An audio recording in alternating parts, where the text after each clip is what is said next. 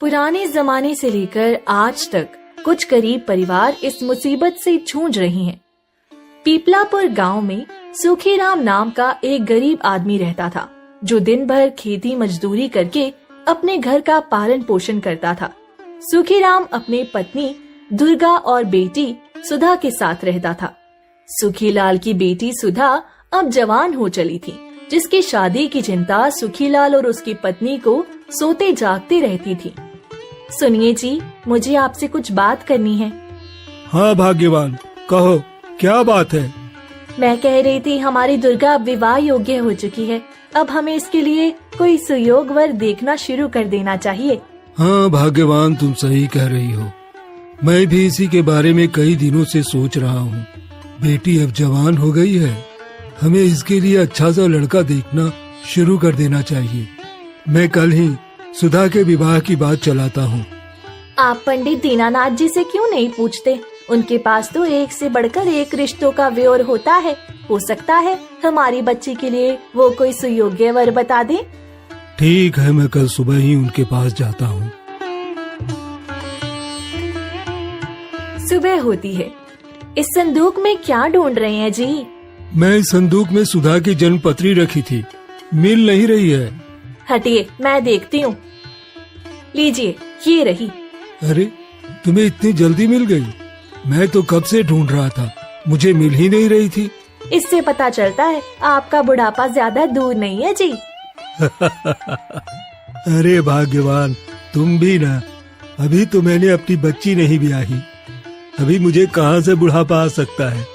जब तक जवान बेटी घर पर है, माँ बाप कभी बूढ़े नहीं होते, ना ही उनकी हड्डियाँ बूढ़ी होती है।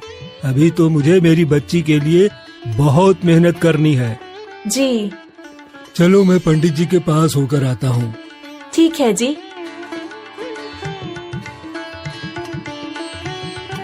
सुखीलाल पंडित दीनानाथ जी के मंदिर पहुँचता है।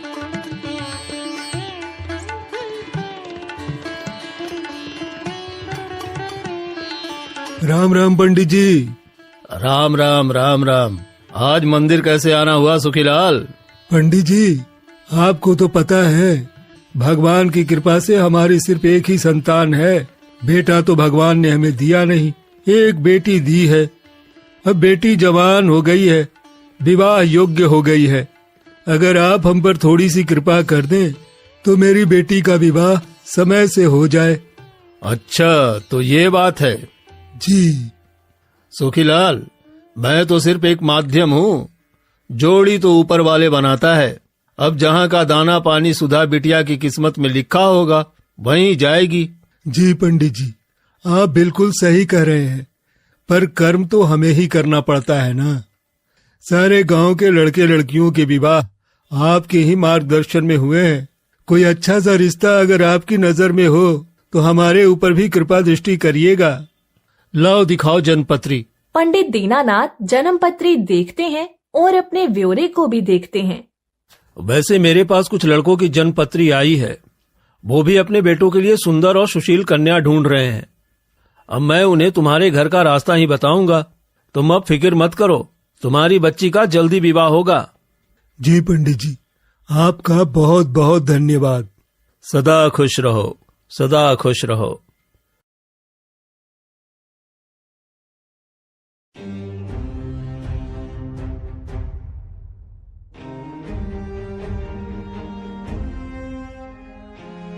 माँ, ओ माँ। हाँ बेटी। माँ, पिताजी कहीं नजर नहीं आ रहे। बेटी, तेरे पिताजी आज पंडित दीनानाथ जी के यहाँ गए हैं। क्यों माँ, आप और पिताजी कोई अनुष्ठान करा रहे हैं क्या? हाँ बेटी, इसे अनुष्ठान ही समझ। क्या माँ, तू भी ना बातों को घुमा घुमा कर बताती है, सीधे सीधे बता ना। तेरे पिताजी पंडित दीनानाथ के पास तेरी जन्म पत्री लेकर गए हैं। पर मेरी जन्म पत्री क्यों? विवाह के लिए और किसके लिए? क्या माँ, मुझे अभी विवाह नहीं करना, मेरी अभी उम्र ही क्या है। बेटी, ये सही उम्र है विवाह की। नहीं माँ, मैं आपको और पिताजी को छोड़कर कहीं नहीं जाऊंगी। आप लोगों का मेरे अलावा इस दुनिया में है ही कौन? अगर मैं भी चली गई तो आप दोनों का ख्याल कौन रखेगा? बेटी को ब्याहना तो हर माँ बाप का फर्ज होता है बेटी।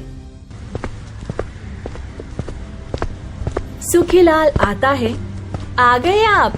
हाँ भाग्यवान, पंडित जी को सुधा की जन्मपत्री दे आया हूँ। अब देखो हमारी बिटिया का भाग्य कहाँ लिखा हुआ।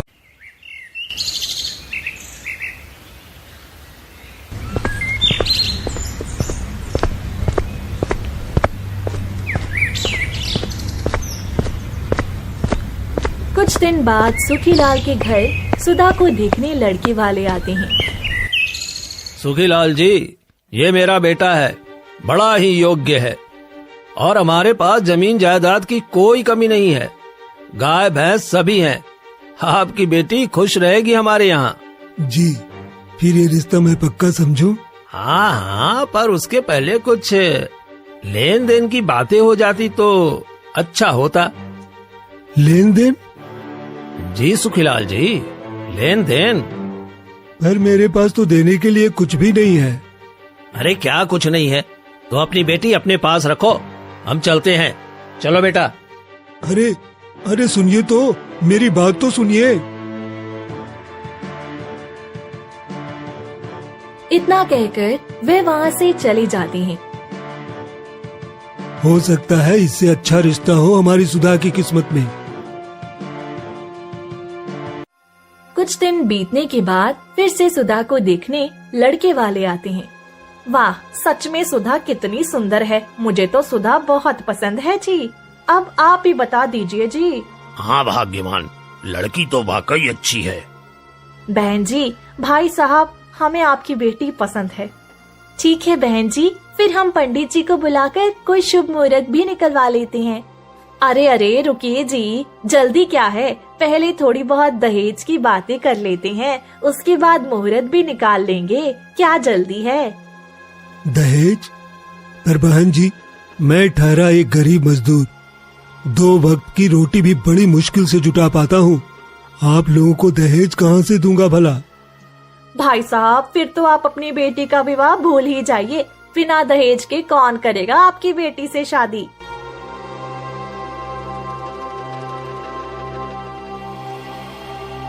दिन महीने फिर साल बीतते हैं। सुखीलाल की बेटी को देखने लोग तो आते हैं, पर बात दहेज तक जाकर वहीं रुक जाती। ऐसे करते करते 5 साल बीत जाते हैं, लेकिन सुधा का विवाह नहीं हो पाता। हमारी सुधा की उम्र की सारी लड़कियां ब्याह गई, कुछ के तो बच्चे भी हो गए, लेकिन हमारी सुधा अब तक कुंवारी बैठी है। सुनिए जी, क्या हमारी सुधा का विवाह नहीं हो पाएगा? हाँ भाग्यवान, 5 साल से सुधा के लिए लड़का ढूंढ रहा हूँ, लेकिन हर बार दहेज के कारण रिश्ता होते होते रह जाता है। भाग्यवान, तुम चिंता मत करो, मैं और मेहनत करूँगा, दिन रात काम करूँगा और बहुत सारा धन इकट्ठा करूँगा और अपनी बेटी का विवाह भी करूँगा। परंतु ये सब होगा कैसे? अरे भाग्यवान, हमारे राज्य में काम मंदा है। मैं दूसरे राज्य काम करने जाऊँगा और खूब सारा धन इकट्ठा करके अपनी बेटी का विवाह करूँगा।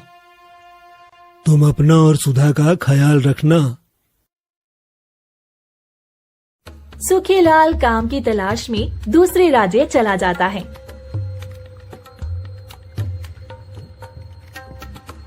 वहाँ वे बहुत मेहनत करता है और कुछ ही सालों में बहुत सारे सिक्के इकट्ठा कर लेता है।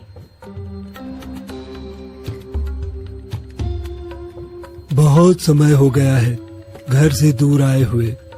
अब तो मेरे पास बहुत सारा धन इकट्ठा हो गया है। इतना धन तो काफी होगा बेटी के दहेज के लिए। अब मुझे अपने घर जाना चाहिए। सुखीलाल पोटली में अपनी मेहनत की कमाई लेकर घर की ओर चलने लगता है। सुखीलाल जब जंगल के रास्ते घर आ रहा होता है, तभी एक चोर उसकी पोटली लेकर जंगल की ओर भाग जाता है। अरे अरे, कोई पकड़ो उस चोर को। हाय हाय हाय राम, ये क्या हो गया? हे भगवान, हे भगवान, अरे किस बात की सजा दे रहा है मुझे? मेरी तो सारी मेहनत की कमाई लूट ली उस चोर ने। हे प्रभु, अब मेरी बच्ची से कौन विवाह करेगा? कौन विवाह करेगा? सुखीलाल रोते बिलखते जैसे तैसे अपने घर पहुंचता है। माँ, ओ माँ, देख पिताजी आ गए, जल्दी आ माँ। दुर्गा खुशी के मारे दौड़े दौड़े आती है। आ गए जी आप। सुधा, जा बेटी, अपने पिताजी के लिए पानी ले आ। अभी लाई माँ। कैसे हैं जी आप? मैं ठीक हूँ भाग्यवान। आपका काम अच्छा तो चला ना? काफी दिन लगा दिए आपने। और हमारी बच्ची के ब्याह का कुछ इंतजाम हुआ ना? नहीं भाग्यवान, कुछ भी इंतजाम नहीं हो पाया। न जाने भगवान हमारी कौन सी परीक्षा ले रहा है।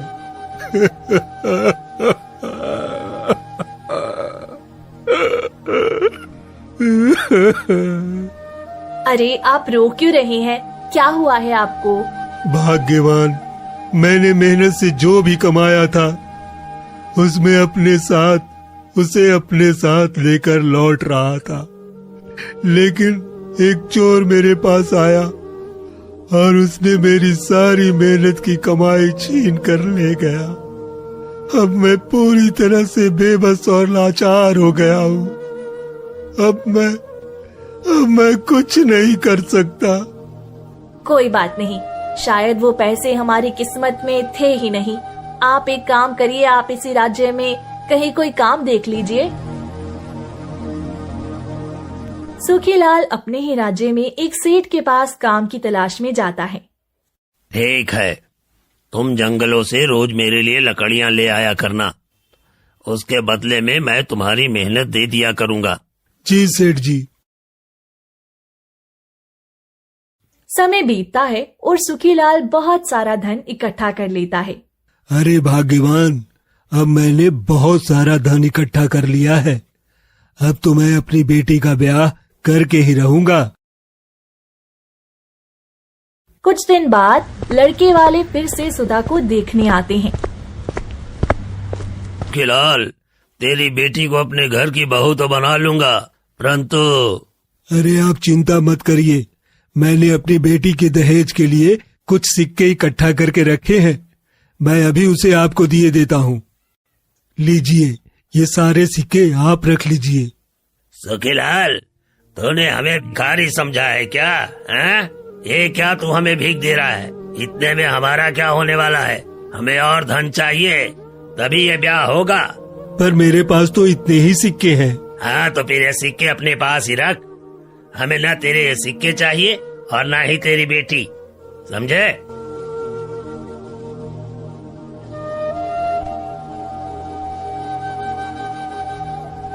हे भगवान, पहले लोगों ने मेरे से जितना दहेज मांगा मैंने उतना कमा लिया। अब ये दोगुना दहेज की मांग करने लगे हैं। भला मैं कहाँ से लाऊंगा इतना दहेज? जब तक मैं और कमाऊंगा तब तक इनकी मांग और बढ़ जाएगी। अब तुम ही बताओ, मैं क्या करूं? कहाँ से लाऊं इतना धन? पिताजी, आप परेशान मत होइए। मैं विवाह नहीं करना चाहती। मैं तो आप लोगों के साथ रहकर आपकी सेवा करना चाहती हूँ। वैसे भी मेरा कोई भाई नहीं है, तो आप लोगों की सेवा करने का उत्तरदायित्व तो मेरा ही है ना? नहीं बेटी, ऐसा नहीं होता। बेटियां अपने ससुराल में ही अच्छी लगती हैं और हम सिर्फ अपने स्वार्थ के लिए तेरी जिंदगी बर्बाद नहीं करेंगे। माँ, पिताजी, आप लोग मेरी वजह से और कितना परेशान होंगे। मेरा तो नसीब ही खराब है। बेटी, तू परेशान मत हो, मुझे पूरा भरोसा है। मेरी बेटी इतनी प्यारी है, इतनी सुंदर है, ऐसे ही आसानी से किसी को थोड़ी न मिल जाएगी। मेरी बच्ची के लिए तो बहुत अच्छा राजकुमार आएगा। क्या पिताजी, आप भी ना खुद रोते हैं और मुझे हंसाने की कोशिश करते हैं। बेटी खुश रह, जो होना है होगा। मुझे पूरा भरोसा है ऊपर वाले पर। उसने जरूर कुछ अच्छा सोच के रखा है मेरी फूल सी बच्ची के लिए।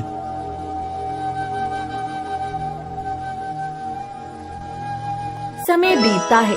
एक दिन सुधा पानी भरने कुएं पर जाती है। जब वो पानी भर रही होती है, तभी एक राजकुमार जो कि घोड़े पर सवार था, उसकी नजर सुधा पर पड़ती है और राजकुमार सुधा को देखकर देखता ही रह जाता है। अति सुंदर, अति सुंदर, ऐसी खूबसूरत लड़की मैंने अपनी जिंदगी में पहली बार देखी है। कौन हो तुम और मुझे ऐसे घूरकर क्यों देख रहे हो? मैं शोभापुर राज्य के राजा विक्रम का पुत्र सागर हूँ। शिकार से वापस अपने राज्य लौट रहा था, तभी मुझे बड़ी जोरों से प्यास लग गई और मैं यहाँ रुक गया। क्या तुम मुझे पानी पिला दोगी? जी बिल्कुल, प्यासे को पानी पिलाना तो हमारा धर्म है। सुधा राजकुमार को पानी पिलाती है। वैसे तुम्हें अगर कोई आपत्ति न हो तो मैं तुम्हारा नाम जान सकता हूँ? जी, मेरा नाम सुधा है। तुम्हारे घर में और कौन कौन है? मेरी माँ और पिताजी। क्या तुम्हारी अभी तक शादी नहीं हुई? अभी नहीं। क्या मैं तुम्हारे साथ तुम्हारे घर चल सकता हूँ? जी बिल्कुल, चलिए। सुधा राजकुमार को लेकर अपने घर आती है। कौन है आप? हमने आपको पहचाना नहीं। जी, मैं शोभपुर राज्य के राजा विक्रम सिंह का पुत्र सागर हूँ। मैं जंगल से शिकार करके लौट रहा था तो आपकी सुंदर बेटी को देखा। क्या आप अपनी बेटी का विवाह मेरे साथ करेंगे? मुझे आपकी बेटी बहुत पसंद है। नहीं राजकुमार जी, हमें माफ करिए। मेरे अब इन हड्डियों में इतनी क्षमता नहीं बची है कि मैं आपको खूब सारा दहेज दे पाऊं। आम आदमी के दहेज इकट्ठा करने में ही मुझे कई साल लग गए और फिर भी दहेज इकट्ठा नहीं कर पाया। तो आप तो राजकुमार हैं और आपका तो इतना दहेज होगा कि पूरी जिंदगी भी हम काम करेंगे तब भी आपके दहेज को इकट्ठा नहीं कर पाएंगे। आप ये कैसी बातें कर रहे हैं? मुझे आपसे कोई दहेज नहीं चाहिए। हमारे राज्य में तो दहेज पूरी तरह से प्रतिबंधित है।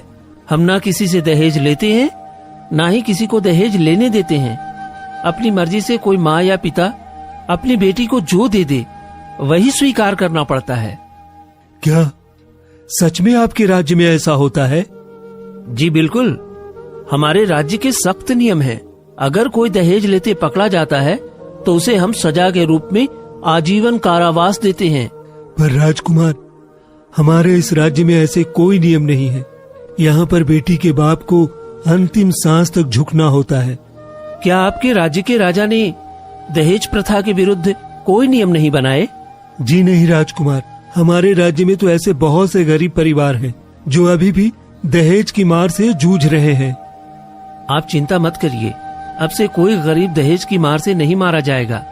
मैं अभी इस राज्य के राजा से बात करके आता हूँ और दहेज लेने वालों के लिए कठोर नियम बनवाता हूँ। फिर आकर आपकी बेटी से शादी करूंगा।